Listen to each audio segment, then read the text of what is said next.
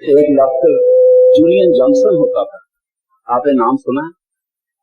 America से आया था, सर्जन था, बड़े महाराज जी का सत्संगी था। उसने किताब लिखी है पाथ ऑफ द मास्टर्स और एक और किताब लिखी है with a great master in India.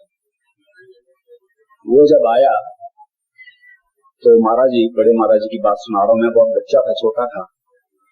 तो महाराज जी डेरे में बैठे, उनको प्रोग्राम आया कि अमेरिकन सर्जन जूलियन जॉनसन बहुत शौक से नाम के लिए आ रहा है। उन दिनों में ब्यास स्टेशन पर गाड़ी नहीं खड़ी होती थी, तो जलंधर में उतरना पड़ता था, फिर वहां से बस में या कार में डेरे में आना पड़ता था। तो हजूर महाराज जी ने कहा, सरदार भगत सिंह वकील होते थे जलंधर में, सरदार बहादुर के भाई, और राय हरनारायण उनके सेक्रेटरी होते थे, जिनको राय साहब कहते थे। तो हजूर महाराज जी ने कहा, राय साहब वो अमेरिकन जूलियन जॉनसन डॉक्टर आ रहा है, तो उसको आप जाके गाड़ी में ले आओ और मैं भी साथ चलता हूं, लेकिन उसको ना बतलाना कि मैं भी चल रहा हूं। जलंधर में जाके मैं सरदार भगत सिंह के घर में जाके छुप के बैठ जाऊंगा और आप उसको ना बतलाना, उसको गाड़ी में से ले आना। उसको शौक होगा डेरे जाने का, लेकिन आप कहना डॉक्टर को, डॉक्टर अभी थोड़ा सफर है, चलो घर चल के चाय पिए, तुम जरा स्नान कर लो, कुछ अपना मुंह हाथ धो लो, तो फिर डेरे चलेंगे। जब उसको ले आओगे तो फिर मेरे पास ले आना। ये प्रोग्राम बनाया महाराज जी ने, और महाराज जी जाके सरदार भगत सिंह के घर में छिप गए और सरदार भगत सिंह को, वकील को और राय साहब को स्टेशन पर भेज दिया। जब स्टेशन पर गाड़ी आई और डॉक्टर जूलियन जॉनसन उतरा तो उसको राय साहब ने कहा, हम आपको लेने आए हैं और डेरे ले जाएंगे, महाराज जी आपका इंतजार कर रहे हैं, लेकिन जाने से पहले आप हमारे घर चलो जलंधर में और कुछ मुंह हाथ धो लो, स्नान कर लो और चाय पी लो, फिर हम चलते हैं। तो जूलियन जॉनसन ने कहा कि नहीं, मेरे पास मुंह हाथ धोने का या चाय पीने का कोई समय नहीं, मेरा दिल तो सतगुरु के दर्शन को तड़प रहा है, मुझे जल्दी से जल्दी डेरे ले चलो। इन्होंने कहा, नहीं कोई ऐसी बात नहीं है, बहुत लंबे सफर के बाद आए हो, हमें तुम घर ले चलते हैं। उसने कहा, नहीं ऐसी कोई बात नहीं है, मुझे जल्दी डेरे ले चलो। इन्होंने कहा, आपके लिए कोई हम सरप्राइज, कोई अचंभे की बात रखी हुई है, वो दिखाएंगे आपको। उन्होंने कहा, अच्छा भाई फिर चलते हैं, अगर आप जबरदस्ती कहते हो। तो जूलियन जॉनसन को सरदार भगत सिंह के घर ले आए, वो स्टेशन के नजदीक ही था। जब वो घर ले आए और दरवाजा खोला सामने, तो वो हैरान होके उनके चरणों पर उसी वक्त गिर गया और बैठ गया। आधा घंटा बैठा रहा, महाराज जी कुछ नहीं बोले। आधे घंटे के बाद वो डेरे आ गए। उसने रात को चिट्ठी लिखी, वो चिट्ठी मैंने पढ़ी हुई क्योंकि उसकी कॉपी उसने रखी थी टाइपराइटर पर। उस चिट्ठी में उसने लिखा कि मैं इतनी दूर से अमेरिका से चल के आया और बहुत प्रश्न लेके आया और कई सोचा था सवाल करूंगा जब अपने गुरु को मिलूंगा। गुरु ने ऐसी चाल मेरे साथ चली, ऐसी खेल मेरे साथ खेली सरदार भगत सिंह के घर में पहुंच के, और मुझे इतना हैरान कर दिया, मेरे पास कोई प्रश्न नहीं रहा। और इस आधे घंटे में मुझे वो सब कुछ मिल गया। अगर आज के बाद मुझे कुछ भी ना मिले, मेरा सफर कामल हो गया, पूरा हो गया। ये सतगुरु के दर्शन से, सतगुरु के मौजूदगी में जो कुछ मिलता, उसका मुकाबला ही कोई। उन्हीं दिनों में मेरे ससुर साहब के भाई हैं रामचंद्र मेहता, वो कश्मीर में रहते थे। कुछ अरसे के बाद जूलियन जॉनसन के साथ बड़े महाराज जी कश्मीर में गए और उन्होंने जाके सोचा कि बड़े महाराज जी की कोई फोटो अच्छी खिंचानी चाहिए। फोटो कोई नहीं है, उन दिनों में फोटो कोई नहीं थी, बहुत कम थी। तो पता किया कि अच्छा फोटोग्राफर है श्रीनगर में, तो पता लगा महाता एंड कंपनी फोटोग्राफर हैं, बंद पर दरिया पर हैं और वो अच्छी फोटो खींचते हैं। तो महाराज जी को नीचे गाड़ी में बिठा के जूलियन जॉनसन ऊपर गया और मेरी घरवाली के चाचा जी जो रामचंद्र मेहता हैं उनको मिले, वो खड़े थे काउंटर पर। उनको बोला कि मैंने किसी की फोटो खिंचवानी है, लेकिन बहुत अच्छी फोटो बनाना।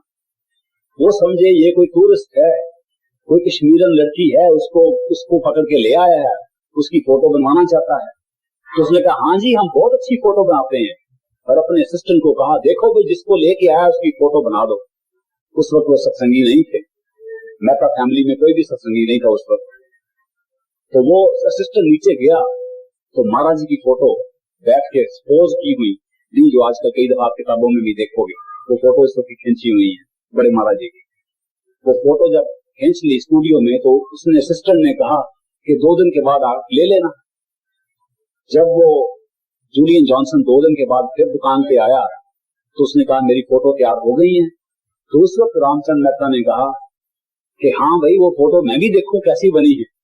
तो जब वो फोटो खोली तो बड़े महाराज जी की फोटो, कहने लगा तुम पागल हो, तुम डॉक्टर हो, तुमने कोई डॉक्टरी पास की हुई है, ये ऐसे ही आए हुए हो। उसने कहा मैं डॉक्टर हूँ, सर्जन हूँ, मैं इलाज करता हूँ। तो उसने कहा तुम ये बूढ़े सरदार की फोटो लेकर क्या कर रहे हो, कश्मीर में इसकी फोटो खिंचाने के लिए आए हो? तो उसने कहा ये सरदार बूढ़ा नहीं है, ये मेरा गुरु है, ये मेरा सतगुरु है, मुर्शिद है। मैं वहां से आया हूँ, जो कुछ मुझे मिला है इसी से मिला है, और तुम्हारे मुल्क में रहता है तुम्हें नहीं पता।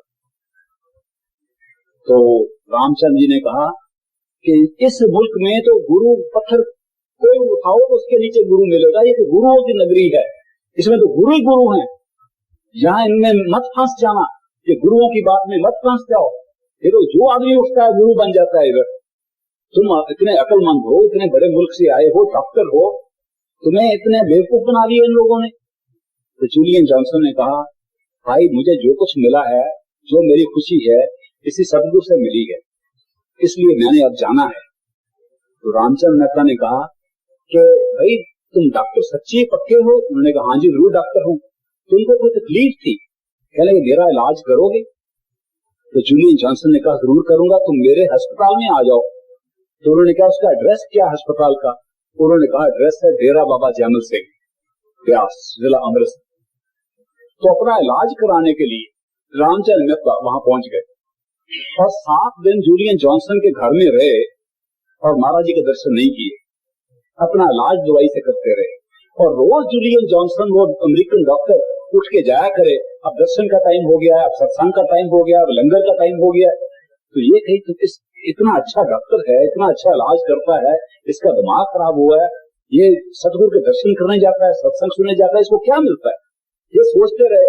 जब 7 दिन में बेसब्र हो गए तो उन्होंने कहा डॉक्टर भाई एक सच्ची बात बतलाओ कि तुम्हें कोई सचमुच वहां कुछ मिलता है? ये कोई सचमुच सतगुरु है, कोई सचमुच भगवान परमात्मा है, या ये सच्ची बातें हैं, कोई सचखंड असल है या ख्याली पुलाव बने हुए हैं? तो डॉक्टर ने कहा भाई मेहता जी ऐसा करो, जो जो तुम्हारे प्रश्न हैं लिख के कागज पे रख लो, मैं सब उत्तर दे दूंगा।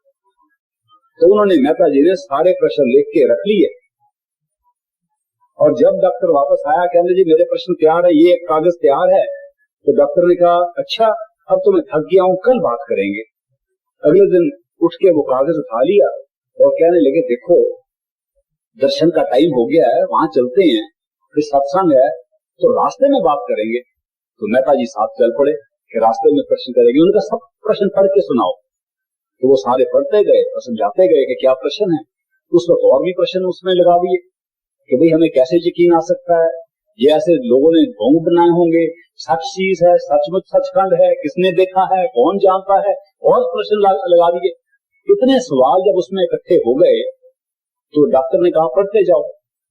वहां पहुंच के जब सत्संग के पास पहुंच गए तो डॉक्टर ने कहा तो सत्संग आ गया, वापसी पे जवाब देंगे। तो सत्संग में बैठा दिया और पहली बार मेहता जी ने सत्संग सुना। वापसी पर कहने लगा डॉक्टर भाई बतलाओ कहाँ गए तुम्हारे सवाल? मैं सवाल निकाले, कहते जी 3-4 का तो जवाब मिल गया, अब बाकी की बात करते हैं। तो डॉक्टर ने कहा बाकी पढ़ के सुनाओ, कौन कौन से रह गए प्रश्न। फिर घर पहुंच के कहते भाई चाय का टाइम हो गया, अब शाम को फिर चलेंगे तो रास्ते में बात करेंगे। मतलब ये कि 2-3 बार सत्संग को ले जाके एक भी उत्तर नहीं दिया। और जब 2-3 सत्संग सुन लिए तो मेहता जी ने कहा जी मेरे बस प्रश्न सारे खत्म हो गए, सबके जवाब मिल गए। तो उन्होंने कहा बस यही तरीका है, सत्संग में जाके आपके खोए हुए सवालों के भी जवाब मिल जाते, जो आपका सवाल आपको याद नहीं रहता उसका जवाब सत्संग में आके मिल जाता है। तो उनको तब पता चला और उन्हें जाके नाम ले लिया। जब नाम ले लिया तो उन्होंने चिट्ठी डाल दी अपने बड़े भाई को, रामनाथ मेहता को, जो मेरे सूत्र आज सेक्रेटरी हैं आजकल दिल्ली के सत्संग में, आप में से कुछ लोग मिले होंगे। वो उन्होंने कहा कि ये हमारा छोटा भाई जरूर किसी साधुओं में फंस गया होगा, तो मैं इसको छुड़ाने के लिए जाता हूं। तो वो डेरे में आए अपने छोटे भाई को छुड़ाने के लिए, और वो जब आके सत्संग सुना तो वो भी फंस गए, उन्होंने भी नाम ले लिया। सो सतगुरु अपने तरीके से हमें खींच के अपने पास लाता है। सतगुरु के ढंग निराले होते हैं और हमारे जो प्रश्न होते हैं हमारे दिल में हो वो वही जवाब दे देता है। क्योंकि आपने कोई प्रश्न नहीं पूछा इसलिए मैंने ये कहानी आपको सुना दी।